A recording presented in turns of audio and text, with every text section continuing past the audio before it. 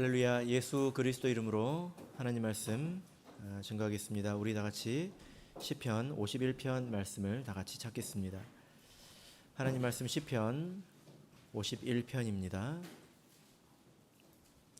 1절부터 19절까지 말씀 가운데서 4절까지만 우리 먼저 같이 읽도록 하겠습니다. 시편 51편 1절에서 4절까지 말씀을 우리 같이 읽겠습니다. 시작. 하나님이여, 주의 인자를 쫓아 나를 긍휼히 여기시며 주의 많은 자비를 쫓아 내 죄가를 도말하소서. 나의 죄악을 말갛게 씻기시며 나의 죄를 깨끗이 제하소서.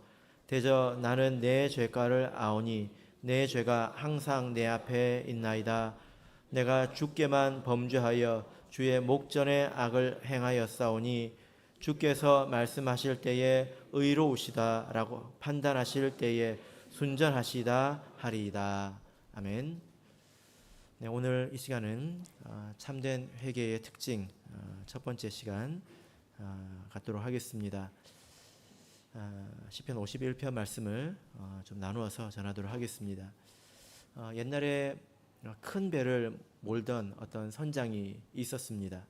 이 사람은 아주 자신감이 있는 사람이었고 또 꽤나 능숙한 그런 사람이었습니다. 그런데 이후에 이제 나침반이라는 것이 나왔는데요. 이 사람은 그것을 이렇게 수용하지 않았습니다. 물론 가지고는 있었지만 나침반을 읽을 줄 몰랐습니다. 그것이 없어도 자기는 충분히 배를 몰 수 있다, 이런 자신감이 있었지요. 그래서 나침반의 바늘이 무엇을 이렇게 말하는 것인지 또 그것과 지도를 어떻게 읽어봐야 되는지 이것을 전혀 알지 못했습니다. 그저 이제 다른 배들이 다니는 그런 방향, 그리고 자기의 경험과 또 느낌, 이런 것들에 의존해서 그럭저럭 배를 잘 운행했었습니다. 그런데 항상 그런 날만 있는 것은 아니지 않습니까? 또 별다른 날이 있지 않습니까? 어느 날 비바람이 몰아치고 구름이 끼고 안개가 끼고 그래서 하늘도 보이지 않고 또 바다도 보이지 않는 그런 날이 되었습니다. 한참 지나고 나서 보니까 주위에 아무도 없고 자기가 도대체 어디 있는지 알 수가 없는 거예요. 그제서야 나침반을 봤는데요, 알 수가 없었습니다. 이것이 도대체 무엇을 의미하는 것인지. 그래서 그 이후로 이 배가 어디를 갔는지 아는 사람이 없다고 합니다. 이것이 바로 기본이 안 된 선장의 최후이지요. 우리 신앙인에게 나침반이 있는데 이것은 바로 하나님의 말씀입니다. 나침반이 있다고 해서 모든 사람이 다 볼 수 있는 것이 아닌 것처럼 우리에게 하나님의 말씀이 있다고 해서 모든 사람이 이것을 통해서 내가 어디에 있는지 또 어디로 가야 하는지 다 알 수 있는 것은 아닙니다.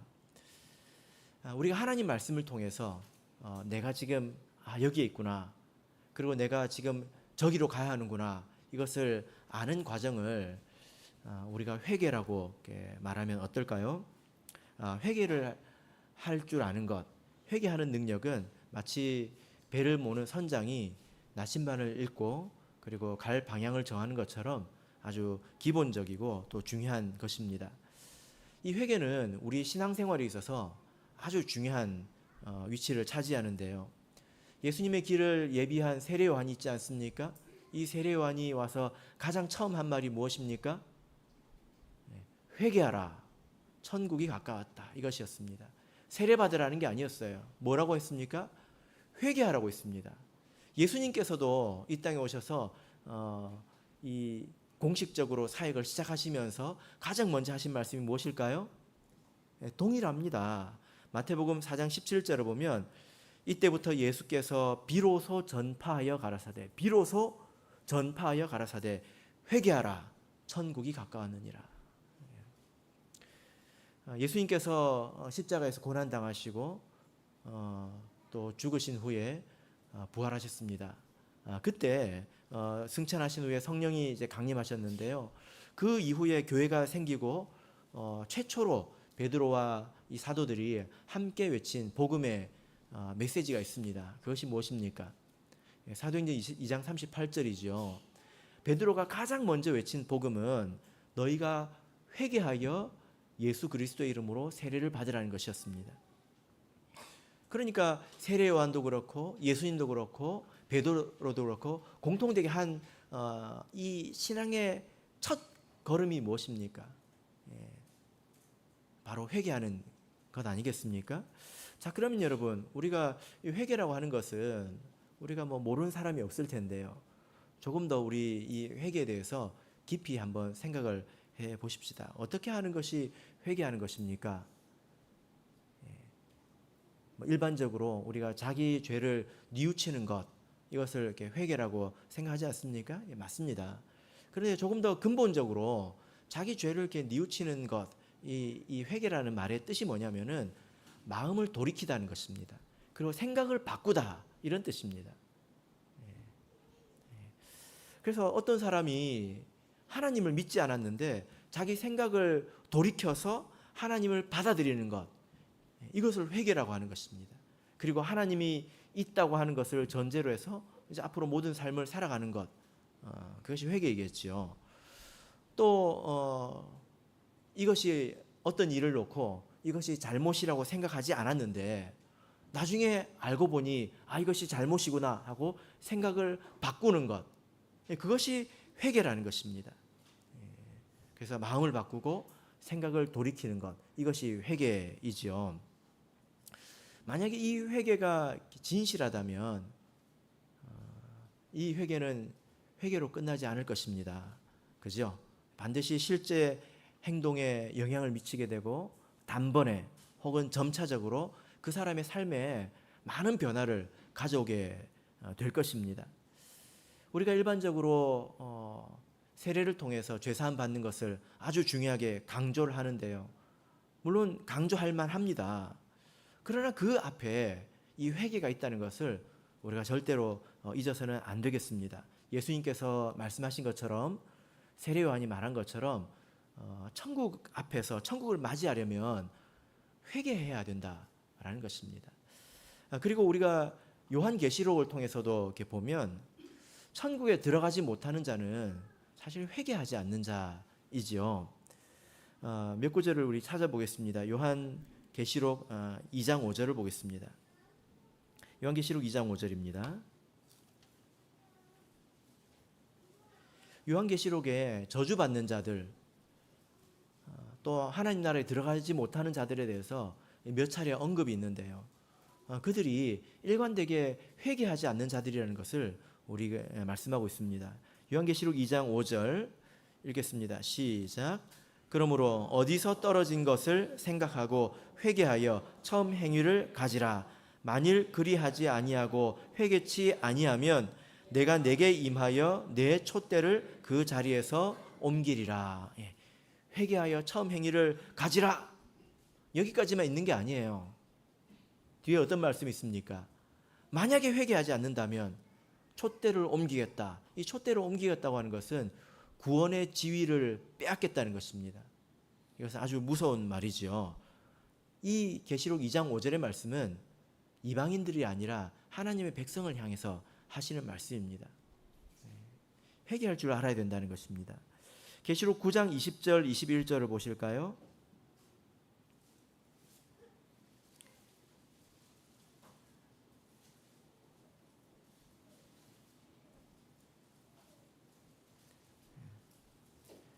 (9장 20절 21절) 읽겠습니다. 시작. 이 재앙에 죽지 않고 남은 사람들은 그 손으로 행하는 일을 회개치 아니하고 오히려 여러 귀신과 또는 보거나 듣거나 다니거나 하지 못하는 금, 은, 동과 목석의 우상에게 절하고 또 그 살인과 복술과 음행과 도적질을 회개치 아니하더라. 어떤 사람들이 끊임없이 회개치 않는 것을 이렇게 말씀을 하고 있습니다. 이런 사람들이 마지막에 가면 큰 재앙을 당합니다.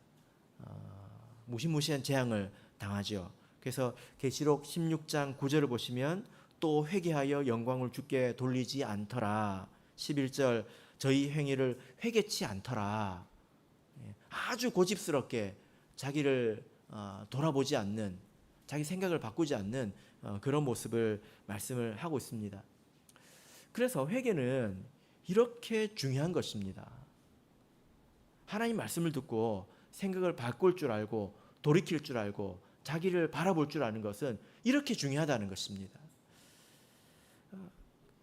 그런데 우리가 어쩌면 이 회개에 대해서 너무 좀 막연하게 생각하고 살고 있지는 않은가 이런 생각이 듭니다. 나는 회개하는 삶을 살고 있을까요? 내가 만약에 설교를 듣고 또 성경을 읽으면서 조금 찔리는 마음이 있으면 그것이 회개일까요? 아니면 어떤 사람이 크게 후회하고 반성하는 말을 공개적으로 막 눈물을 흘리면서 그렇게 말을 한다면 그것은 정말 회개인 것일까요?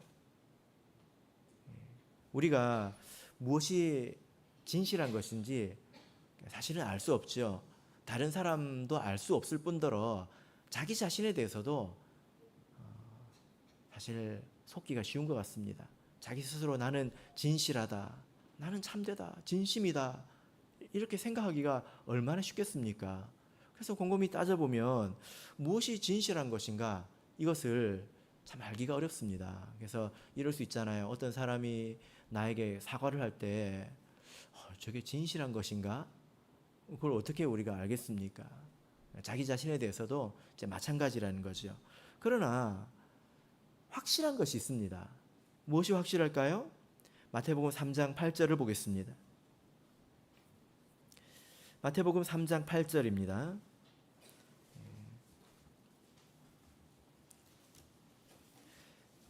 마태복음 3장 8절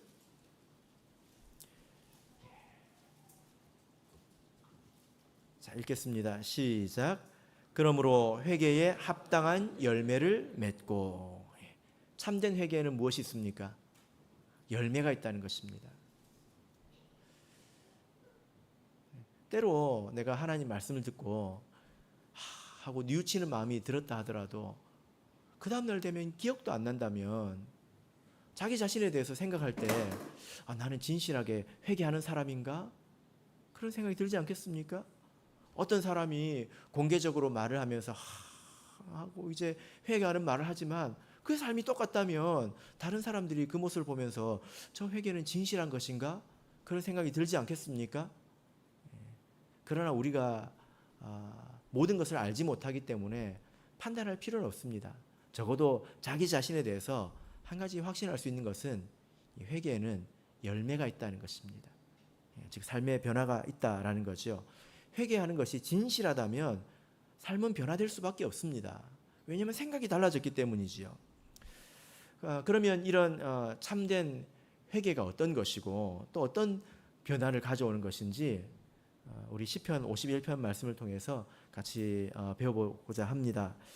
시편 51편은 총 150편의 시편 가운데서도 손에 꼽히는 그런 시편이지요. 여러분 시편 하면 몇 편이 기억나십니까?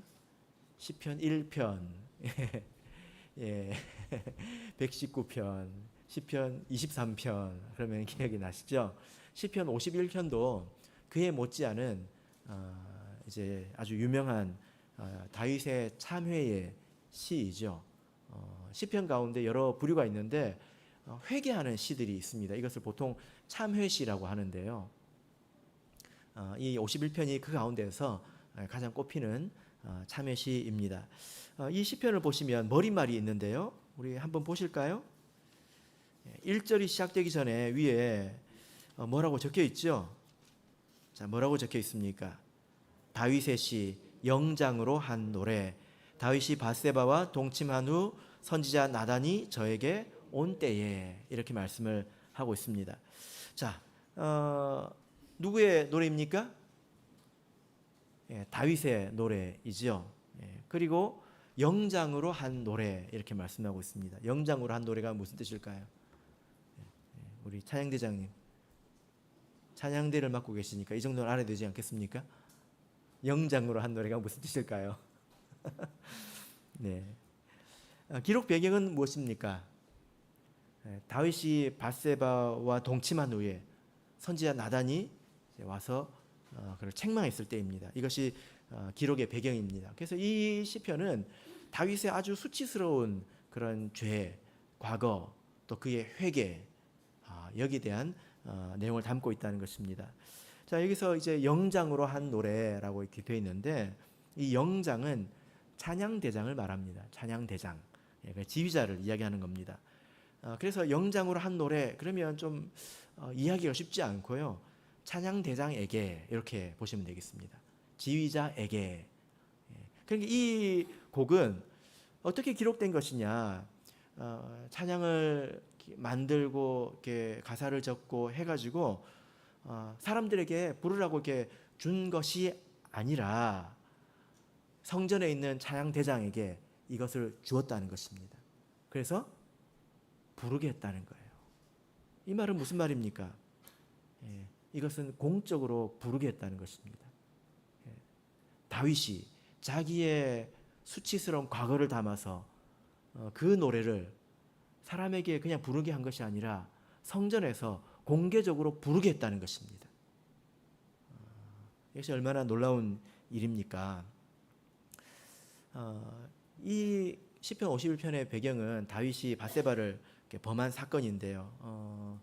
여러분께서 이 내용에 대해서 약 3개월 전에 말씀을 들으신 것으로 제가 알고 있습니다. 제가 유튜브 가서 찾아봤거든요. 우리 이시우 형제님께서 아주 잘 전해주셨는데요. 다윗이 자기의 아주 충성된 신하이죠. 우리아의 아내를 겁탈했습니다. 그리고 그것을 은폐하기 위해서 이런저런 일을 하다가 결국에는 우리아를 죽게 하지 않았습니까? 만약에 지금 우리 가운데서 누가 이런 죄를 지금 짓는다면 어떤 일이 벌어질까? 틀림없이 교회에서 제명이 될 것입니다. 그리고 감옥에서 상당히 오랜 시간을 보내게 될 것입니다. 거의 무기징역이 아니면 사형에 해당하지 않을까 생각이 되는데요. 이 죄가 작지 않죠. 그죠? 강간, 권력 남용, 그다음에 계획 살인, 그리고 은폐, 이런 것들이 아주 다 무거운 그런 죄들입니다. 그러나 지금 지금 이 시대의 우리의 관점에서 이 일을 이렇게 판단하는 것은 조금 한계가 있습니다. 왜냐하면 시대가 다르기 때문이지요. 이 시대는 일부 다처제가 허용되었고, 그리고 왕정 시대이지 않습니까? 그리고 바울의 말을 빌어서 표현해 보자면 이 구약 시대는 몽학 선생이 필요한 어린아이의 시절입니다. 그렇기 때문에 어린아이를 어른과 같이 다스릴 수는 없잖아요. 그래서 지금의 우리의 눈높이에서 이 사건을 이렇게 판단하기는 좀 무리가 있습니다. 그러나 그럼에도 불구하고 이 죄가 얼마나 심각한 죄인가, 이것은 이견이 없죠. 다윗이 어떻게 이런 죄를 범하게 되었습니까? 우리 사무엘하 11장 2절을 보겠습니다. 사무엘하 11장 2절입니다.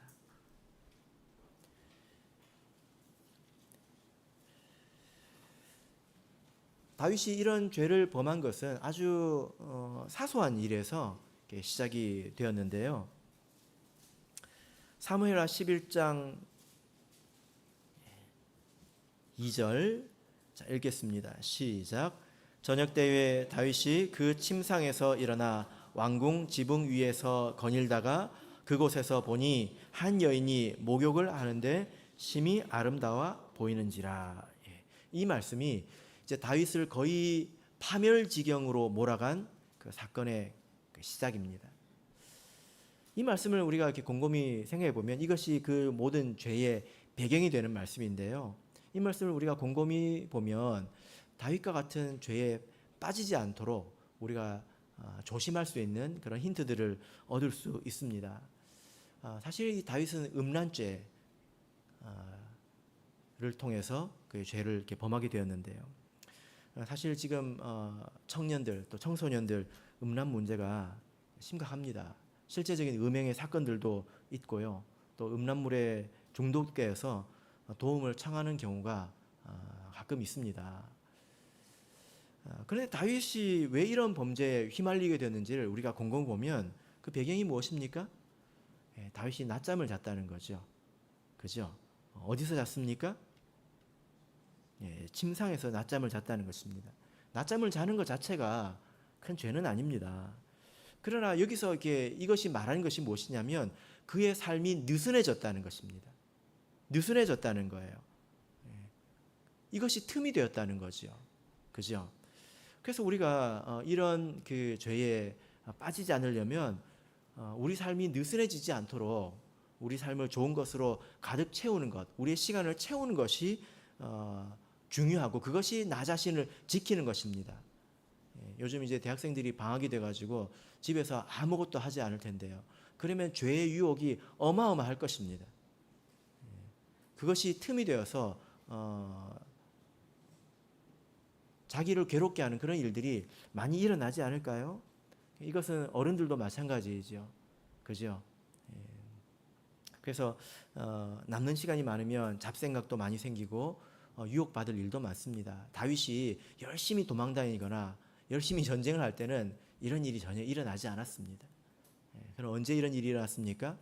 그의 마음이 느슨해졌을 때 이런 일이 일어났다는 것입니다. 그리고 두 번째는 우연히 무엇을 보았다는 거죠. 다윗이 그것을 보려고 한 것은 아닙니다. 그런데 문제는 무엇입니까? 그가 자기의 시선을 거기에 고정했다는 것입니다. 눈으로 들어오는 것을 잘 관리해야 합니다. 요즘 이제 스마트폰을 통해서 사람들의 눈을 지배하려고 하는 그런 사람들이 많죠. 또 그 이면에는 또 사단이 틀림없이 역사하고 있습니다. 사람들의 눈을 붙잡는 것이 무엇입니까? 돈을 버는 길이고, 그렇죠. 마귀가 이렇게 우리의 눈을 노리고 있다는 것을 알아야 합니다. 하와의 눈에 무엇을 넣어줬습니까? 탐스러운 선악과를 눈에 넣어줬습니다. 예수님을 시험할 때 어떻게 했습니까? 천하의 아름다운 영광을 예수님의 눈에 탁 넣어줬다는 거예요. 그래서 어느 날 눈에 확 들어오게 만든다는 것입니다. 그럼 마음속에 탐심이 일어나게 되고 그것을 가지고 싶은 마음에 정신을 잃어버리고 이 일이 나에게 어떤 결과를 가져오게 될지 생각지도 못하고 문제를 일으키게 되는 거죠. 여러분, 그래서 우리의 눈을 잘 지켜야 합니다. 다윗이 그렇게 넘어갔습니다. 그렇게 범죄를 짓게 되었죠. 어떤 사람들은 이 이야기를 이렇게 놓고 아주 논쟁적인 주제를 생각하고 만들어냅니다. 다윗이 살인과 간음죄를 지었는데 이렇게 회개하고 용서받았다면 우리도 그럴 수 있지 않느냐, 이런 이야기인데요. 물론 이 부분은 신학적인 그런 토론이 충분히 가능한 내용입니다. 그러나 상당히 논점이 모호하고 또 광범위합니다. 그리고 결국에는 이 논쟁이 유익이 없는 방향으로 끝나기가 참 쉽습니다. 그런 이야기를 왜 하는 걸까요?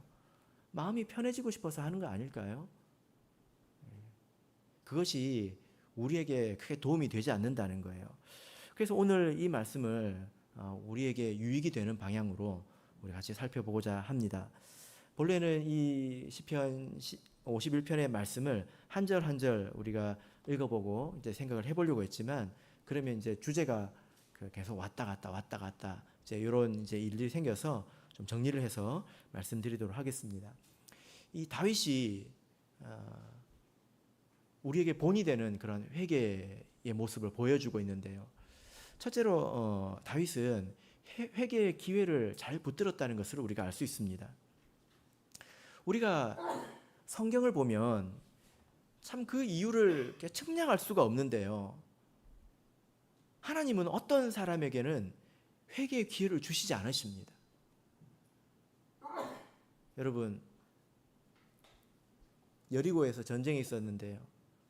거기서 어떤 사람이 아름다운 시날산의 외투를 한 벌 훔쳤습니다. 그 죄가 큽니까? 다윗의 죄가 큽니까?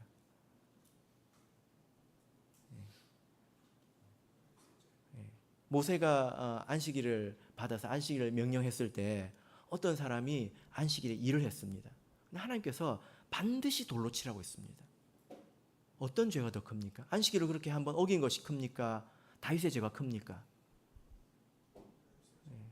우리는 측량할 수 없어요. 어떤 사람에게는 회개의 기회를 주시고 어떤 사람에게는 회개의 기회를 주시지 않는다는 거예요. 이것에 대해서 우리가 뭐라고 말할 수 없습니다. 이것은 하나님의 은혜이고 하나님이 거저 주시는 기회이고 하나님의 주권이기 때문에 또 어떤 사람의 속마음을 그 사람의 삶의 이전과 이후를 아시는 분은 오직 하나님밖에 없기 때문에 우리는 이것을 받아들일 수밖에 없어요. 거기에 대해서 우리가 사실 한마디도 할 수가 없습니다. 중요한 것은 무엇입니까? 나에게 오는 회개의 기회를 잘 붙잡아야 된다는 거죠. 하나님은 불공평하네, 왜 이렇게 하시고 왜 저렇게 하시냐라고 따지면서 나에게 오는 회개의 기회를 놓친다면 그것이야말로 정말로 어리석은 일 아니겠습니까? 다윗에게는 이 회개의 기회가 어떤 모양으로 찾아왔나요? 나단이라고 하는 선지자가 와서 다윗을 책망했죠. 그죠? 그런데 다윗의 입장에서는 이것이 굉장히 당황스럽고 또 두려운 그런 일이었을 것입니다. 인간적으로 또 도덕적으로 또 신앙적으로 정치적으로 다윗이 그동안에 쌓아왔던 모든 것을 다 잃어버릴 수 있는 그런 순간 아니었겠습니까?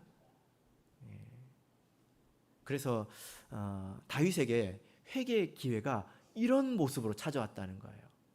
어떤 사람은 회개의 요청도 아주 정중하게 받기를 원합니다. 또 유머러스하게 받기를 원합니다. 그래서 기분 나쁘지 않게 회개 요청 받기를 원합니다. 그래서 말은 맞는 말인데 목사님이 기분 나쁘게 말했다고 안 들어 이제 뭐 없겠죠. 혹시나 있을까봐 제가 그런 생각을 한번 해봤는데요.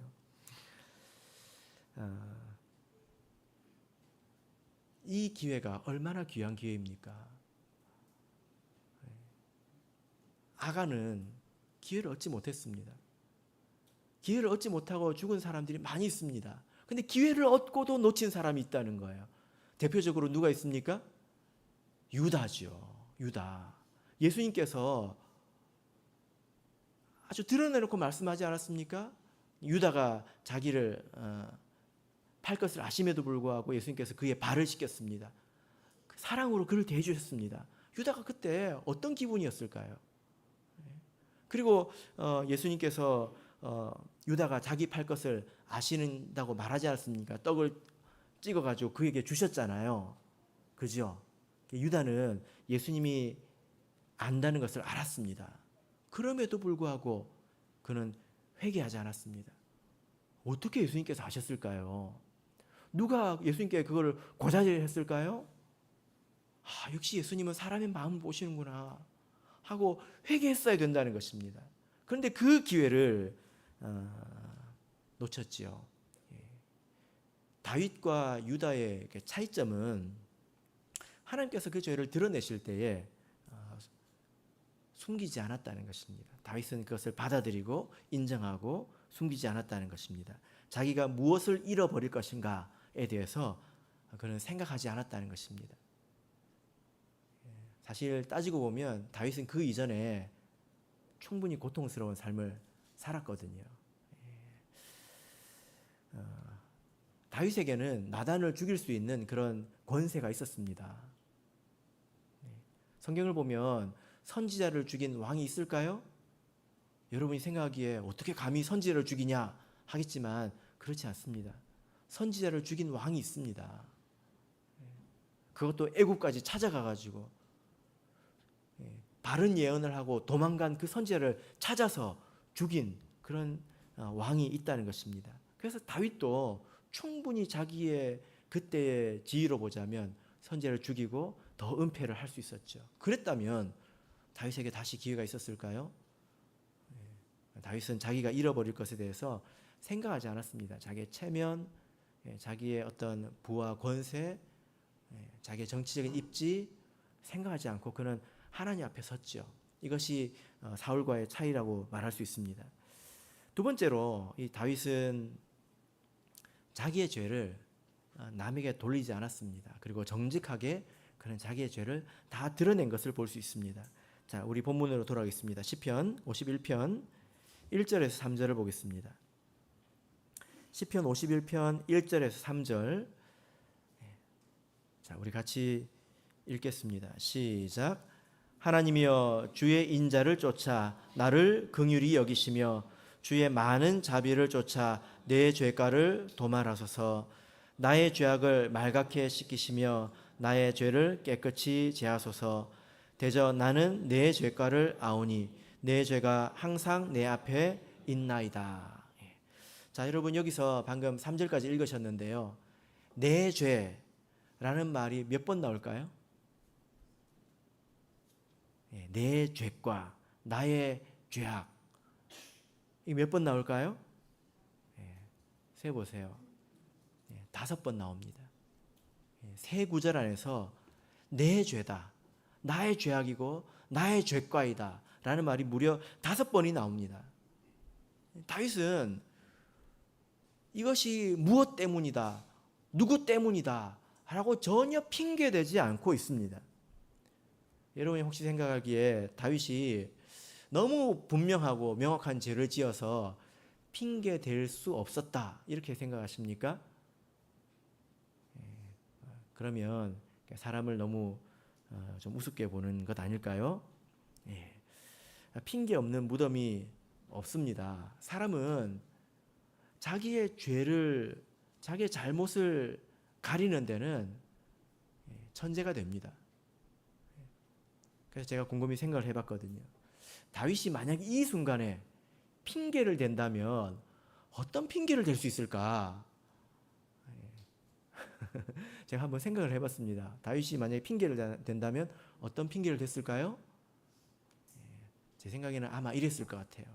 내가 그동안 오랜 도피 생활과 그리고 전쟁을 통해서 너무 극심한 스트레스를 받아서 PTSD에 걸렸다.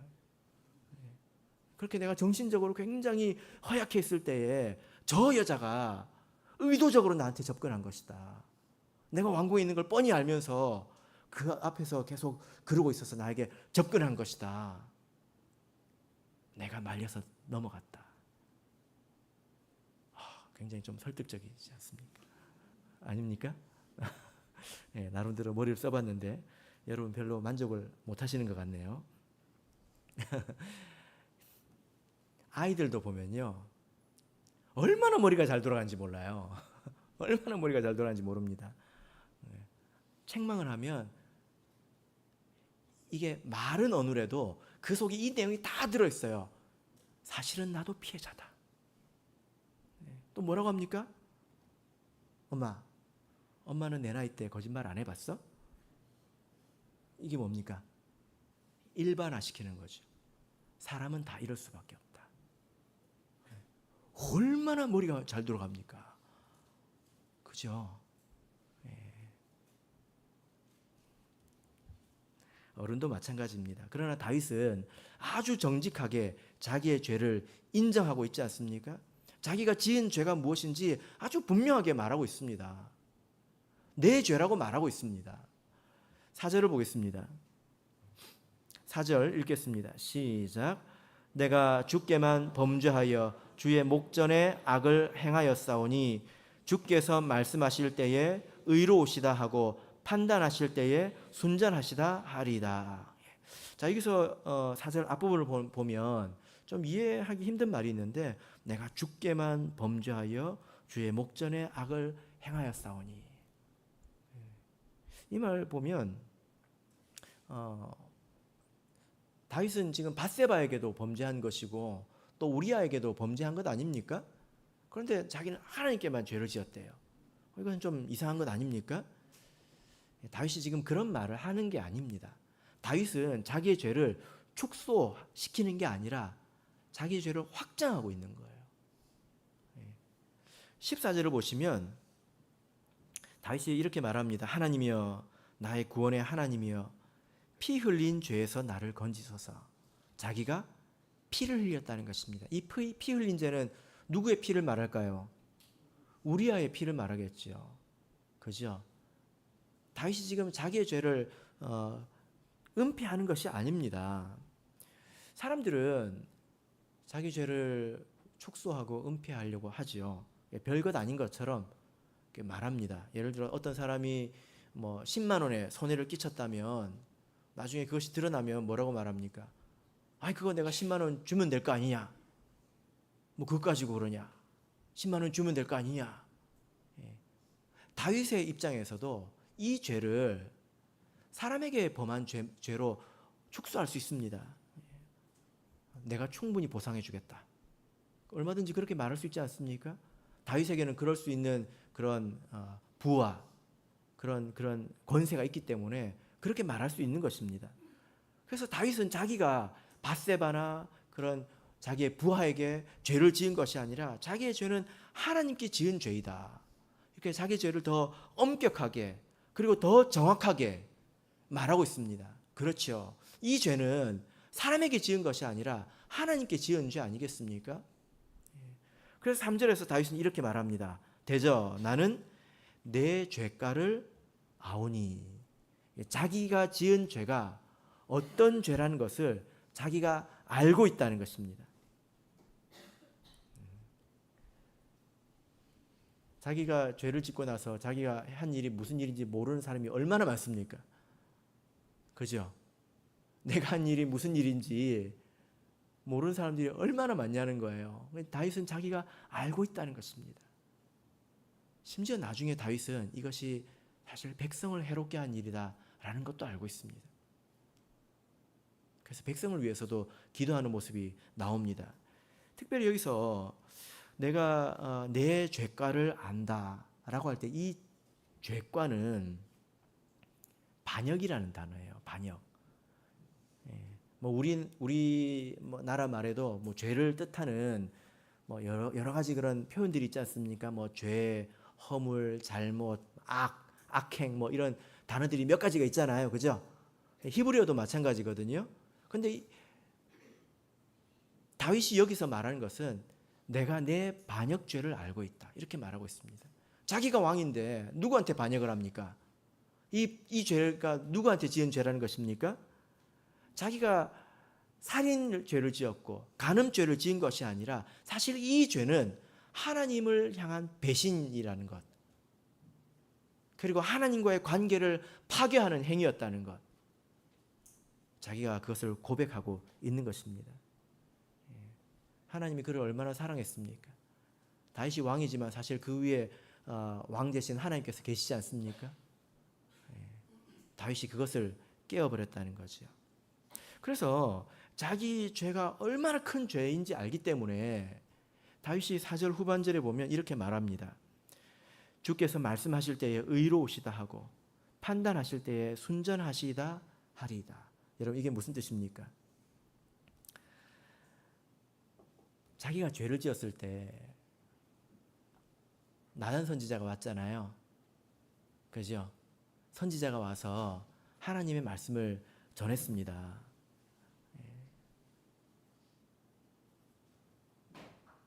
다윗이 몇 명을 죽였습니까?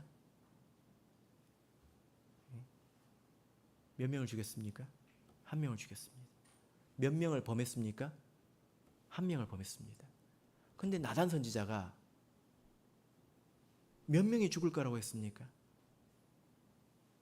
사람의 수를 말하지 않았습니다. 칼이 떠나지 않을 것이라고 했습니다. 그리고 그 밧세바를 통해서 낳은 아들이 죽을 거라고 했습니다. 몇 명이 겁탈을 당할 거라고 했을까요? 한 명이 아닙니다. 그래서 그 말을 들었을 때에 다윗이 이거 너무한 거 아닙니까? 이런 생각이 들 수 있어요. 그죠? 아니 하나님, 저는 한 명 죽였고 한 명을 범했는데 이거 너무한 것 아닙니까? 그 칼이 다윗의 집에서 떠나지 않는다고 했습니다. 그리고 다윗의 처들이 백주에 겁탈을 당할 거라고 했습니다. 그리고 밧세바에게서 낳은 아들이 죽을 거라고 했습니다. 하나님 이게 너무한 것 아닙니까? 이렇게 말할 수 있잖아요. 근데 다윗은 이게 합당하다는 걸 알았다는 것입니다. 왜냐하면 자기가 지은 죄가 어린아이가 지은 죄가 아니라는 거예요. 많은 것을 아는 왕이 하나님께 향한 죄이기 때문에 이런 책망을 받고 이런 징계를 받는 것이 합당하다. 주님의 판단이 정의롭다라고 말하고 있는 것입니다. 주께서 말씀하실 때에 의로우시다 하고 판단하실 때에 순전하시다 하리이다. 여러분, 이것이 참회하는 자의 태도라는 것입니다. 자기의 죄의 깊이를 알고 그걸 통해서 자기 삶에 찾아오는 여러 가지 어려움들에 대해서 겸손하게 그걸 받는다는 것입니다. 이게 참회자의 태도이지요. 참된 회개의 출발입니다. 자기의 죄를 알고 그리고 정직하게 핑계대지 않고 그것을 받아들이고 있는 모습이지요. 사실 우리 신앙이 연약할 때는 이런 깊이의 회개를 할 수가 없습니다. 왜냐하면 자기가 무슨 죄를 짓는지도 모르고 알아도 그것이 얼마나 깊은 죄인지 모르는데 어떻게 깊이 회개하겠습니까? 그러나 우리 신앙이 성장하고 우리 지난 날들을 이렇게 돌이켜 볼 때에 내가 큰 죄를 지었구나. 그러나 하나님께서 나를 용납해 주셨구나. 이런 마음이 있어야 된다는 거죠. 이것은 죄책감에 얽매여서 사는 것은 아닙니다. 죄책감에 얽매여서 자기가 지은 죄를 항상 생각하면서 거기에 눌려서 살라는 게 아닙니다. 그러나 내가 어떤 삶을 살았는지는 알아야 되지 않겠습니까? 그것이 참된 회개의 출발이 되지 않겠습니까? 우리 모두가 사실 부끄러운 과거를 가지고 있습니다. 그러나 그 과거의 내 삶의 부족함의 그 깊이가 얼마나 했던지 아는 것은 각자의 몫인 것 같아요. 여러분, 우리 기도하면서 하나님께서 이것을 더욱 깊이 깨닫게 해주시고 또 하나님의 은혜를 더욱더 크게 알게 되도록, 그래서 우리가 참된 회개를 통해서 삶이 변화되도록 인도해 주시기를 우리 항상 기도하시기를 예수 그리스도 이름으로 축복합니다. 우리 다 같이 찬송하겠습니다.